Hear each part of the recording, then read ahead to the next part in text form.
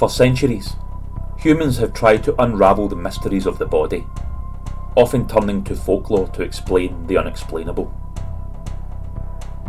One such belief, both peculiar and pervasive, is the myth of the toothworm.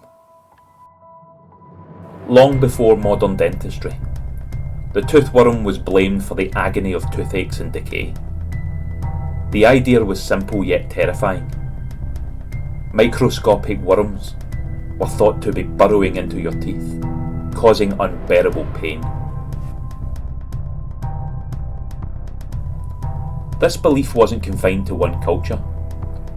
Ancient Egyptians, Greeks, and even people in Asia and Europe shared similar ideas. Early texts describe these worms as writhing invaders, hiding in the cavities of teeth. The oldest known reference for toothworms comes from a Mesopotamian text where a poem describes a worm emerging from the ground, seeking to feast on the teeth of men. This notion persisted for millennia, even finding its way into medical writings of Hippocrates. The toothworm theory might seem bizarre to us now, but it was a logical explanation in a time before microscopes and germ theory.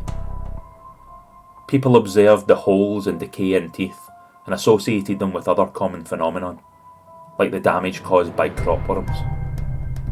Believing that toothworms were real, healers devised various treatments to drive them out. Remedies included chewing on certain herbs, applying honey, or even fumigating the mouth with smoke. Some methods were more extreme, involving heated instruments or extraction.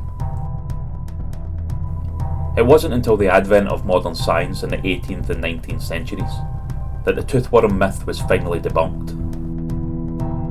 Pioneering dentists demonstrate that tooth decay was caused by plaque and bacteria, not mythical worms.